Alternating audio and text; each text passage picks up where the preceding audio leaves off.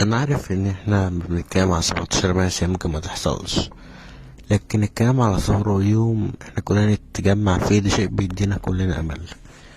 فانشروا فيديوهات عن 17 مارس، انشروا فيديوهات عن اي ميعاد ممكن نقدر نثور فيه، انشروا خططكم على الصفحة.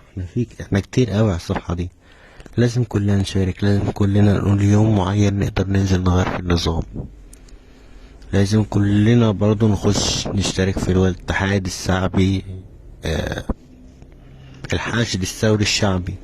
لازم كلنا نخش فيه لانه برضه هو شيء بيضمن التغيير. فلازم كل اللي على الصفحة ينزلوا فيديوهات عن خطط نعمل ايه في 17 مارس، والمفروض يبقى التحرك يبقى ازاي. الثورة مش تنتج من دماغ واحدة، لازم كلنا يكون عندنا كذا فكرة، لازم كلنا نقول رأينا ونفكر. فنزلوا فيديوهات، فكروا الناس ان كانت في دعوة، فكروا الناس بظلم النظام ده المفروض يتغير، فكروا الناس بكل الحاجات دي.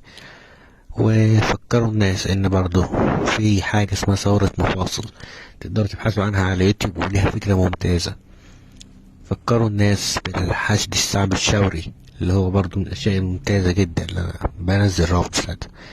فكروا الناس ب 17 مارس وانشروا هاشتاج انزل 17 مارس على تويتر. لازم كل اللي عنده تويتر يخش يكتب الهاشتاج ده دلوقتي، انزل 17 مارس على تويتر.